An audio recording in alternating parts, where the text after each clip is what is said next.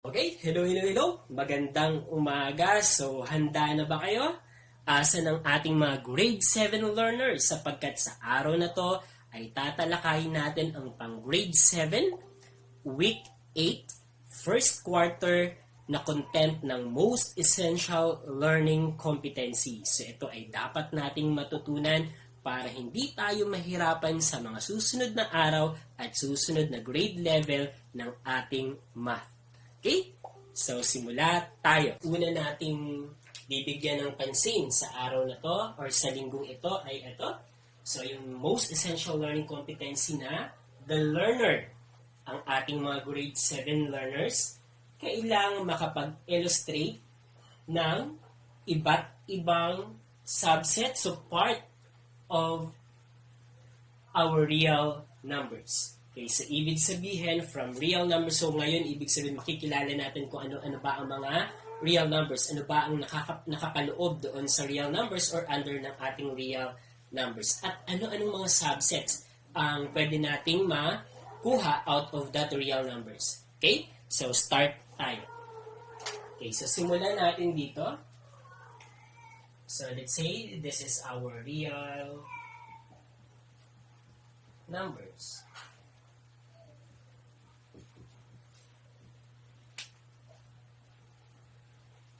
Okay, pag pinag-usapan natin ang real numbers, ito ay nahahati sa dalawa.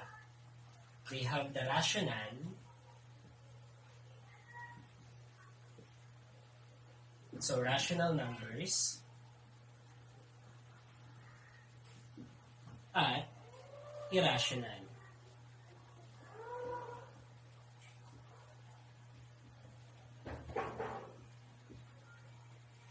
Okay, etong dalawang to ay kahit papano ay na-encounter na natin sa mga nakaraang lesson natin. So, magbigay tayo ng mga halimbawa ng ating rational numbers. So, nung nakaraan, we are talking about the square root, di ba? So, rational number, we have square root of 1 that is equal to 1. So, that is a rational number. We have square root of 4 that is equal, the principal root of square root of 4 ay 2. The principal root of 1 is principal square root rather of 1 is 1. Ano pa ba? So we could also have here 1 half. We could also have what? Okay, so ibig sabihin, perfect square number are rational numbers. We have the fraction. So we could also have the decimal point. Okay, so those are example of our rational numbers. How we can differentiate that to irrational number? So nagiging irrational number ang isang number natin. So for example, we have this. Square root of 2. Since etong 2 ay hindi perfect square, kaya siya naging irrational. Ito ay may value, kaso ang value ng ating irrational number ay isang non-terminating, non-repeating decimal. So ibig sabihin, pag kinuha natin yung value nito ay hindi tayo matatapos maglagay ng digit except kung sasabihin ni teacher na to the nearest hundreds, nearest tens natin i-round off yung value ng square root of 2. Okay, aside dito, we could also have, so let's say, so after ng square root of 1, we have square root of 2. At the same time, we have square root of 3. We have, after square root of 3, we have square root of 4.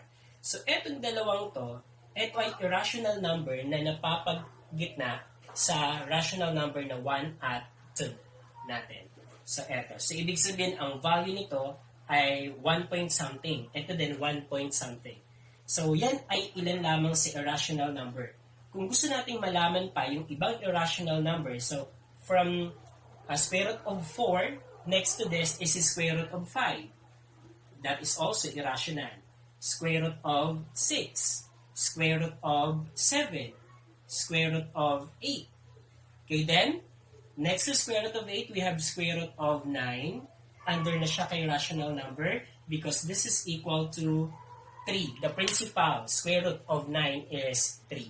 So, yung mga yan ay rational. Samantalang yung hindi naman mas-simplify or hindi mawawala ang square root natin, mananatili siya as irrational number. So, dito sa part na to, sana ay natitignan nyo ang pagkakaiba ng rational at irrational numbers natin.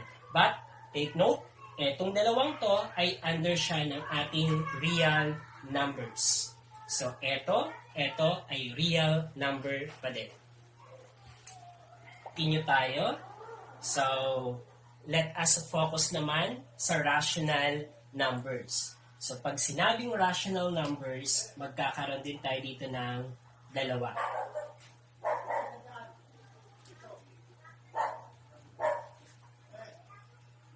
Okay, so ano ba yung under ng ating rational numbers? So, we have here integer.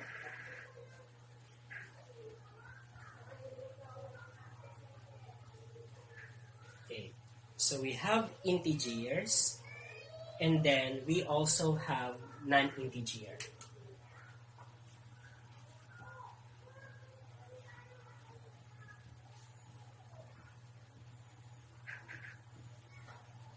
Okay, so we have this one. Okay, so dito, okay, so we have integers and then non-integers. So, nung mga nakaraang linggo din ay natalakay na natin ang ating tinatawag na integers. At na-differentiate na natin or nakita na din natin kung anong kaiba ng integers sa non-integers. Okay, so ngayon ay focus tayo kay integer natin. So, kapag pinag-usapan natin ang integer, so ang mga nandito ay, so we have 0, and then we have positive numbers. Okay, positive numbers. And then we also have negative numbers.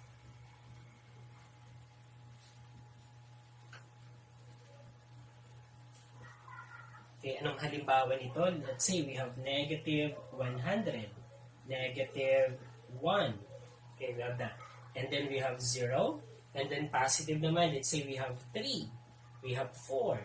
We have 1 million. Okay, so those are example of our integers. So kung mapapansin natin, we have the negative numbers, we have the 0, and then the positive numbers. Or, eto, ang composition ng ating integer ay ito.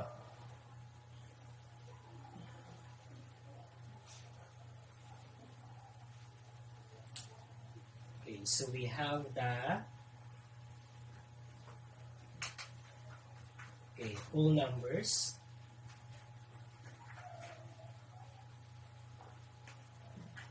Okay, at the same time, we also have the negative numbers.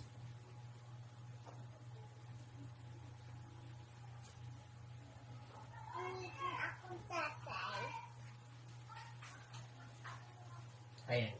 So, the union of whole number and the negative number. So, kung natatandaan nyo, pag sinabi natin union, ay pagsasamahin natin.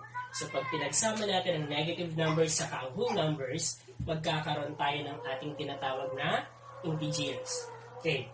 So, negative numbers, ang mga example ng ating negative numbers, so we have here, so negative 100, negative 1, negative 8, so lahat ng negative numbers ay under niya.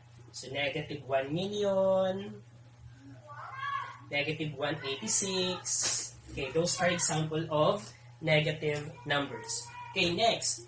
Pag tinawag naman natin whole numbers, so ito ay, we have two kinds of this. So, ito naman ay we have the 0. Okay. Okay, so we have the 0. And then we also have the counting number. Okay, pag sinabi natin counting number, saan ba tayo nagsisimula sa pagbibilang? Sa 0 ba? Hindi. So, nagbibilang tayo sa 1. Nag-start tayo sa 1. So, counting numbers, or this is the what we so-called the natural numbers.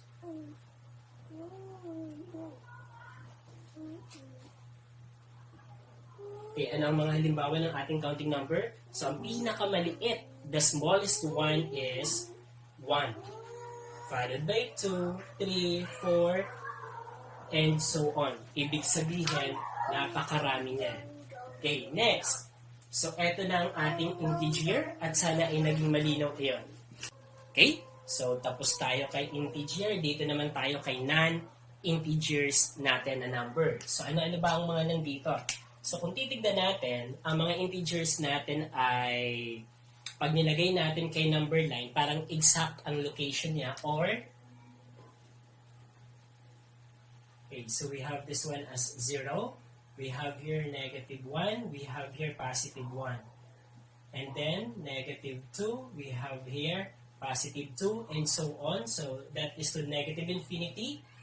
Ito naman to positive infinity natin. May mga part tayo na nandito sa gitna ng mga integer natin. For example, ito. So ito ay, let's say, positive 1/2. So, yung positive 1/2 na yan, nandito siya kay non-integer. Hindi siya integer. So, ang 1/2 na yan, that is the what we so-called fraction. Okay, so fractions are example of non-integers.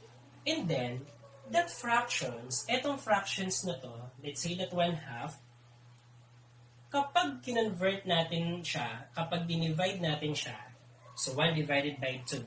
So we have 1 divided by 2 cannot be, so decimal point, and then 0 times 2 is equal to 0, and then we need to add 0 here, and then subtract, we have 10 here, then 10 divided by 2, we have 5, 5 times 2, we have 10, is equal to 0 pag sinubtract. So we have 5/10 here. This 5/10 is what we so-called decimal. Ito ay napag-aralan na din natin. So decimal number. So lagyan natin ng number. Okay, pero hindi lang 0.5 or 5/10 ang decimal natin. So marami yan. Kaya we could have decimal numbers. So dito, ang halimbawa natin ito ay 0.5 or 5/10. Aside from that, we could have we have 1/10, we have 25 hundredths, we have 198 thousandths. So those are example of decimals natin. Aside from that, meron din tayong tinatawag na percent. Okay. So, ang percent, parang eto, hawig ito kay fraction at kay decimal, in which etong tatlong to ay pwede nating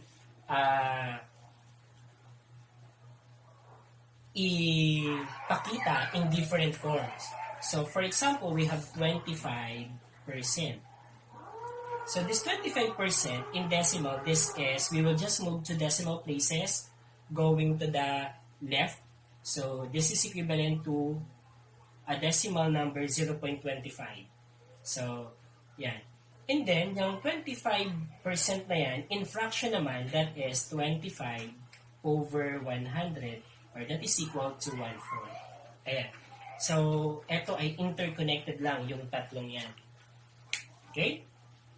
So, ang halimbawa ng ating percent ay 25%. We could also have 75%. Kung magaling tayo dito ay hindi tayo, kung tayo ay negosyante, mapipredict natin yung kikitain natin. Kung tayo naman ay mamimili, pwede nating malaman kung magkano yung naging discount. At magiging wise tayo sa pamimili with regards to this kapag alam natin ang mga percent na to, kung paano siya gamitin. Ayan. So, we now have this. I-recap lang natin yung natutunan natin sa linggong to. So, yung unang part natin ay kailangan nating ma-illustrate ang different subset ng ating real numbers.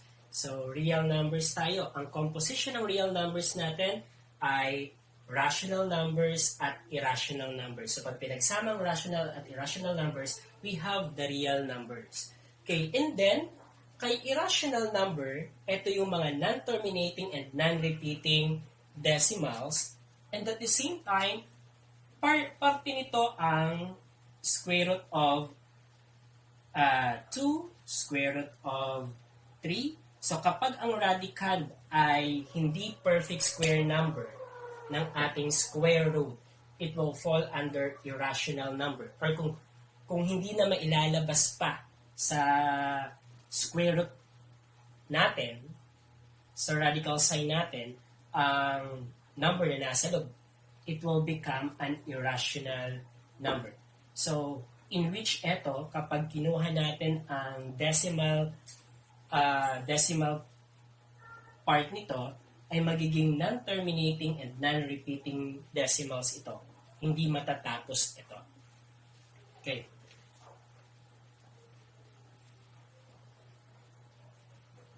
Okay, so we just need to clarify dito sa decimal numbers natin. So yung decimal numbers na tinutukoy dito sa non-integer natin ay terminating. So lagay natin dito. Okay, terminating or repeating. Okay, so under siya dyan sa decimal numbers na yan. Okay, next, after kay irrational, we have rational numbers. So, ang mga rational numbers natin ay eto namang mga nasa baba niya.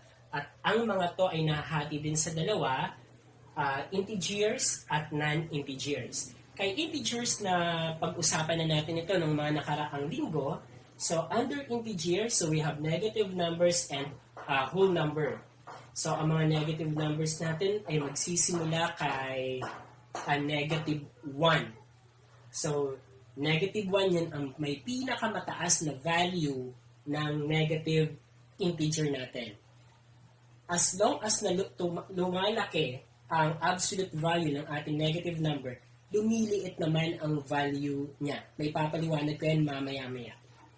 Okay, so, and then, after that, we have the whole number that is also under integer natin. So, pag pinagsama to, we have the integer. So, under whole number natin, we have 0, and then we have counting numbers or natural numbers. So, ang 0 natin, alam na natin yan since elementary. Ang counting numbers natin ay kung ano yung ginagamit natin sa pagbibilang. So, we started with 1, di ba? So, sa 1 tayo nagsisimula. Yan ang pinakamaliit na counting number natin, 1. Okay? And then, after that, we have the non-integers.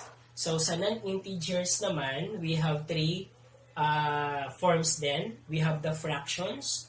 So, alam na natin ang fractions, decimal numbers, pero etong decimal numbers na to ay terminating or repeating. So, gaya ng 0.5, 0.1, or 5 tenths, 1 tenths, 25 hundredths, and then 198 thousandths. Okay. Ano bang kaibahan ni terminating or repeating? So, pag sinabi natin kasi terminating,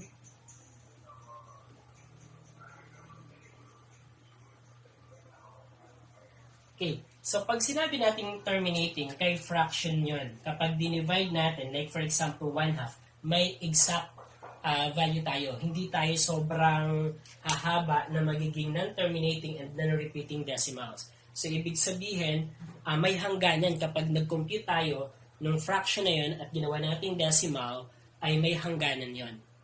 May hangganan tayo sa pag-solve noon.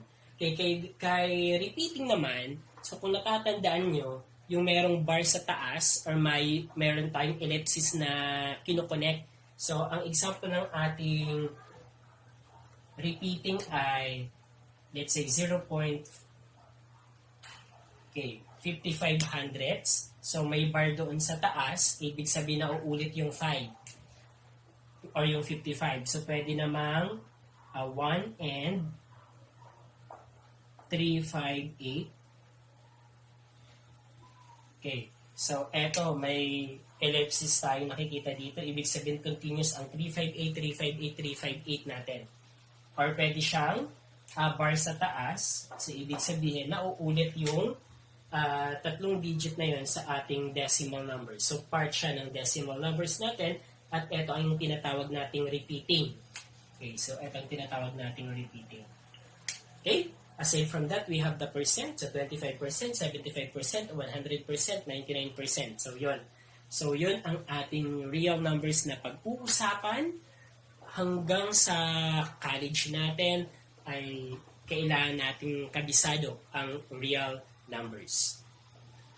Part naman na to, tignan natin. Mag-iisip tayo ng mga since ang milk natin ay ma-illustrate natin ang different subset of real numbers at pag pinag-usapan natin ang subset, so we can create part of a set, di ba? So we will determine the different subsets of real numbers natin. So una, so we have rational numbers. So in roster method, so let's say R stand for the rational number is equal to, so what are the elements under the rational numbers natin? So we have integers. So kapag integers tayo, we have -1. Okay, -1. We have 0. We have +1. And then we also have non-integer, so 1/2. We also have decimal, 0.5. We also have percent, so 25%. So ibig sabihin, kapag ito ang nilista natin dyan, that is under rational number. It is a subset of a real number. Another one, let's say we have irrational number. Okay, in roster or listing method, so we have this one. What are those irrational numbers? Ilagay natin dito. You can have square root of 2. We have square root of 3. Square root of 5. We have mga special character. We have the pi. We have the number e. Ang alam ko. So, we can check that one. So, number e is irrational. And then, okay, what else? Square root of 10. And so on. So, those are subset of real numbers. Okay. So, next naman ay, we could also have, kasi eto, may dalawa tayo. So, integer tayo. So, set of integers, we could have, okay, -1, we have 0, we have 1, 2, 3, 4, and so on. Okay, so naging infinite. So, eto naman, mga infinite din ito. Pwede tayo maglagay dyan ng tuldok-tuldok. Ibig sabihin, marami pa ang sakop ng ating real numbers, anong rational numbers natin, ng irrational numbers natin. Ang dami nila. So, pwede tayo maglagay niyan para matukoy natin na ibig sabihin, hindi lang ito ang elements ng ating rational numbers, ng irrational numbers, ng ating integers. Pero dapat yung nailagay natin dito ay tama na nagre-represent ng kung anong set iyon. Okay? Next to that, we could have, so subset of real numbers, okay, negative numbers. Okay, negative numbers natin. So, may mataas na value na negative integer natin. We have -1. Next is -2, -3, -4, -5, and so on. Up to negative infinity. Okay? Next naman. Okay, so maliwanag ba ito? Kanina ay negative numbers, so ngayon naman ay whole number. So set of whole numbers natin using roster method. So we have 0, we have 1, 2, 3, 4, and so on. So going to the positive infinity, so that is infinite set. Okay, so that is whole number. And then under whole number, we have 0. So set of 0 natin. So we could have this one. And then counting number. Okay, counting number natin. So those are positive integer. So we have 1, 2, 3, 4, 5. Okay. And then, same natural number. So pwede yun. So, another one. Proceed tayo kay non-integer. So, let's say fraction. Set of fraction natin. So, we could have 1 half. We have 1/4. We have 2/3. We have 5/7. Okay, and so on. So, those are, this is the set of fractions natin. Okay, bura tayo. Decimal numbers naman. Okay, so decimal numbers, set of decimal numbers natin. So, we could have 0.1, we have 2.3, we have 3.6, and so on. So, those are decimal numbers natin. And then we have percent. So, what are the elements of percent? So, set of percent. So, we have 10%. Okay, 1%. Pwede yan. We have 10%. We have 25%. And so on. Okay. So, may tanong pa ba kayo? So, kung titignan natin, so we can now identify the different subset of real numbers and we can use the listing method or the roster method para masabi natin naunawaan yon. Pero pwede rin naman na in different form. Okay. So, okay. Bye-bye na. Okay. So, second part tayo ng learning competency natin for this week. So, ang next na kailangan matutunan ng ating grade 7 learner ay arranges real numbers in increasing or decreasing order and on a number line. So, real number, not only integer tayo, but we have the rational, irrational, we have integer and non-integer, di ba? Okay, so let us have this one. So, napapansin nyo, what is this? So, this is a line. So, ang gagawin natin ngayon ay isang number line.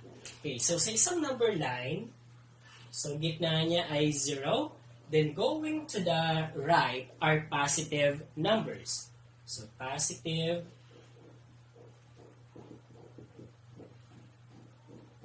numbers natin.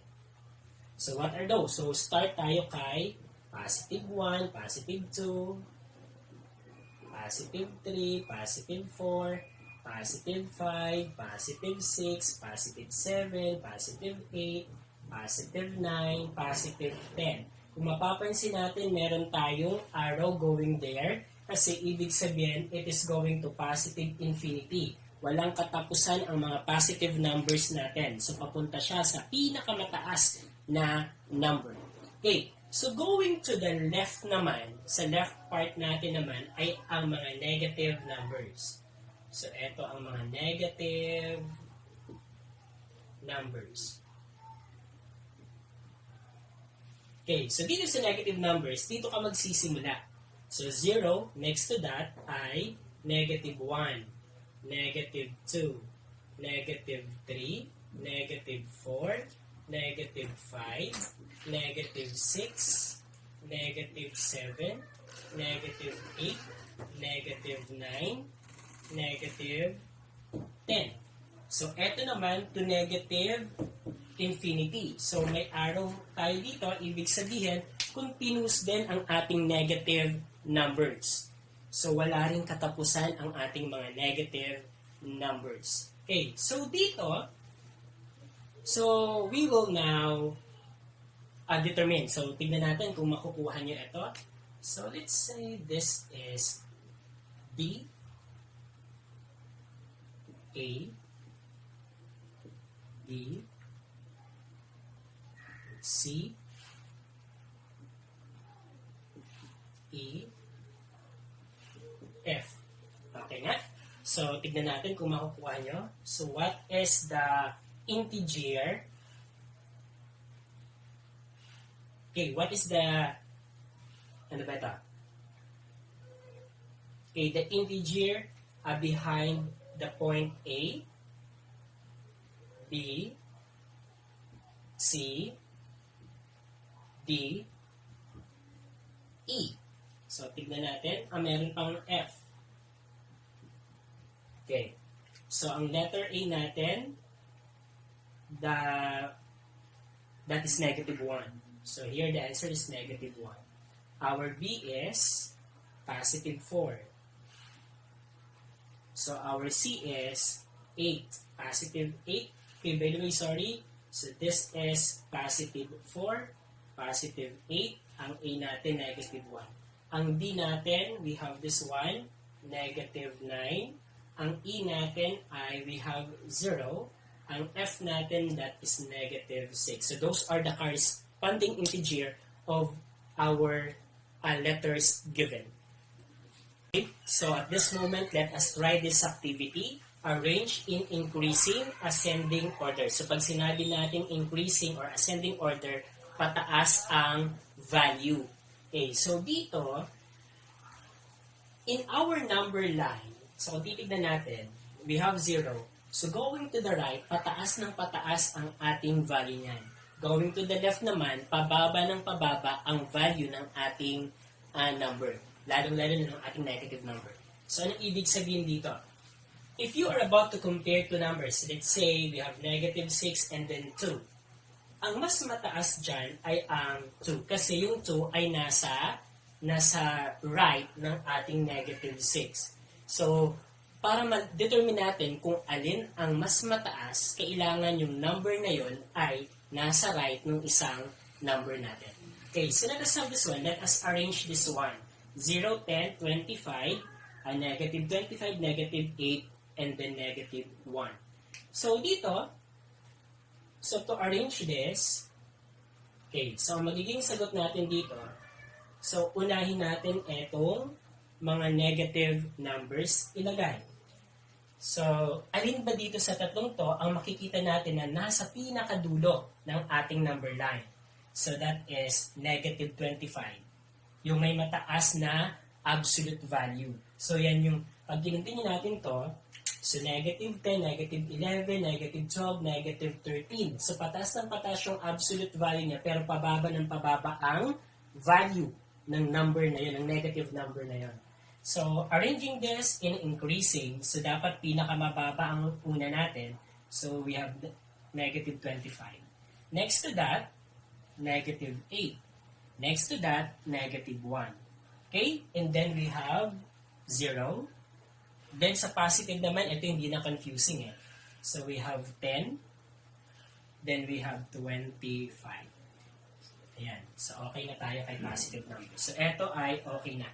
Actually, nagkakaroon lang ng confusing dito ang bata sa mga negative numbers. Okay. So, kaya dapat ay maunawaan natin ang number line natin. Okay, number 2 tayo. Okay? Lahat ay negative. So, negative 1, negative 2, negative 5, negative 10, negative 100. Alin ba ang nasa pinakadulo or leftmost in our number line dito sa number 2 natin?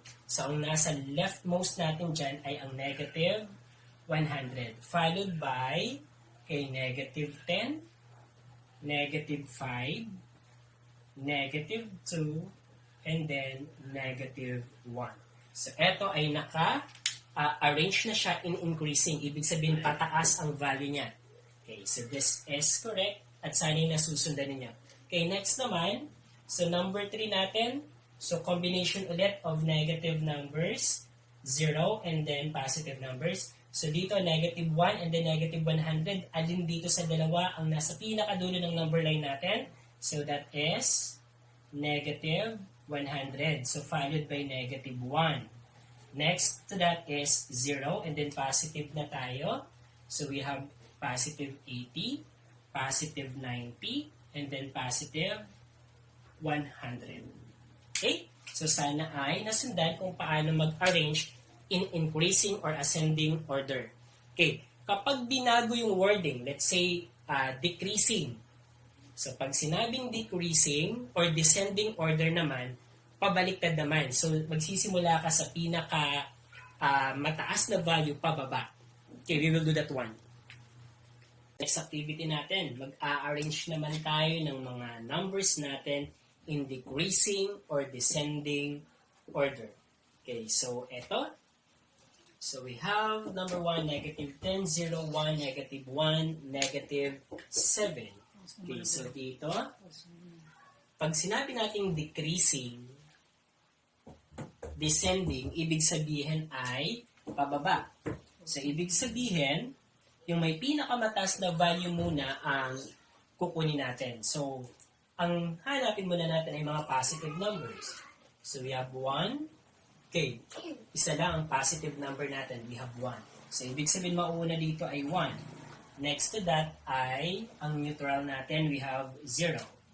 And then, titignan na natin ngayon ang ating mga negative numbers. Alin ang una na mag-a-appear dito sa part na to, going to the left natin. So we have negative 1.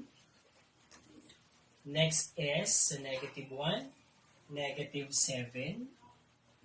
Next is negative 10. So take note na sa negative number, habang papunta tayo ng papunta sa left side, pababa ng pababa ang value ng ating negative numbers. So, eto na ang ating arrange in decreasing or descending order na given set of numbers. Eto na yun. Okay, next, number 2 naman tayo. So, hanapin natin ang mga positive number. Okay, walang positive. So, ibig sabihin, and then we have 0. So, 0 ang ating may pinakamataas na value dito sa set of numbers natin. Okay, so next is we now have this, the negative numbers. Alin ang unang mag-a-appear from 0? So we have negative 10. Okay, we have negative 10. Next, so pwede na natin itong i-cross out. Ang 0, cross out na rin. We have negative 20. Next, negative 30. The next, pinaka nasa leftmost natin, negative 50. So, eto na. Arrange na siya in decreasing or descending order. Okay, next number. Number 3 tayo. Ang number 3 naman natin ay mga positive numbers. Okay, so here, pinakamataas na value. So, we have 285. Ito, 3-digit numbers. So, we have 2, 2, 1. So, same, 2. So, next, 8. So, we have 285. Followed by, so, cross na natin to, 235. Next is, we have this 198. Next, we have 23, and then 56. We have 56. And then we have 23. Okay, so, yan. Na-arrange natin in decreasing or descending order. Ibig sabihin, from a pinakamalaking value going to may pinakamaliit na value ng ating real numbers. Okay? So, dito tayo sa last part ng ating activity under our MELC. So, at this moment, yung skill na matututunan natin ay kung paano mag-plot on a number line. Okay, so letter A natin, integers between negative 7 and 5. Okay, so paano ba natin ito i-plot? So kung titignan natin, so pag sinabi natin between, hindi kasama ang negative 7 at ang 5. So yung mga integers lang na napapagitnaan ng negative 7 at positive 5 natin. Okay, so dito, what is the number? What is the integer after negative 7 natin or before negative 7 pala? So we have negative 6. So ibig sabihin, we will start with negative 6 here, followed by negative 5. So going to the right tayo. So negative 4, negative 3, negative 2, negative 1, 0, positive 1, 2, 3, and then 4. Yung 5 sa negative 7 ay hindi kasama. So, eto, na-plot natin or nagawa natin yung number line ng ating letter A. Okay, next. Integer from negative 7 and 5. So, eto, pwedeng and, pwedeng to. So, at this moment, yung wording kanina, between. Ngayon naman, from. Pag sinabing from, kasama. Kasama yung negative 7 at ang ating positive 5. So, ibig sabihin, eto parang kukopyahin lang natin. So, etong number line na to ay kukopyahin lang natin. So, we have negative 6, negative 5, negative 4, negative 3, negative 2, negative 1, 0, 1, 2, 3, 4. And then, idadagdag natin si negative 7. Dito naman si positive 5. So, eto na ang ating number line showing the integers from negative 7 and 5. From negative 7 to 5. So, yun. So, and or to, so pwede. Ito ang magiging sagot natin. So, okay na tayo kay letter B. Okay, next. So, positive even integers greater than negative 7 but less than 5. So, dito, okay, positive even integers greater than negative 7. So, pag greater than, so etong nandito. So, and then, positive lang ang tinutukoy. So, ibig sabihin, dito lang tayo sa side na to. Okay, so positive, even integers greater than negative 7. So, we will start with 2. So, eto. Parang etong part na to ang kailangan natin. Okay. So, here, so we have positive 2. Okay. We have kung 3 ito, 4 ito. Okay. So, ang ipla-plot natin ay ito lang, saka ito. Okay. So, ito pwede nating tanggalin. Okay. So, we have that one. So, positive 2 and then 4 lamang ang nandoon sa number line natin. Okay. Next tayo.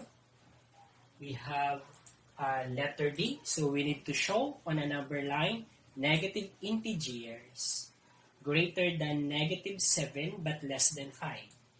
So, paano naman to? Okay, greater than 7. So, ibig sabihin, hindi kasama si negative 7. So, yung mas mataas sa kanya, we have negative 6 ang simula. So, negative integers tayo. So, we will start with negative 6 and then followed by negative 5, negative 4, negative 3, negative 2, negative 1. Then ang 0, hindi kasama. So negative integers, greater than negative 2 but less than positive 5. So we have this one as the answer.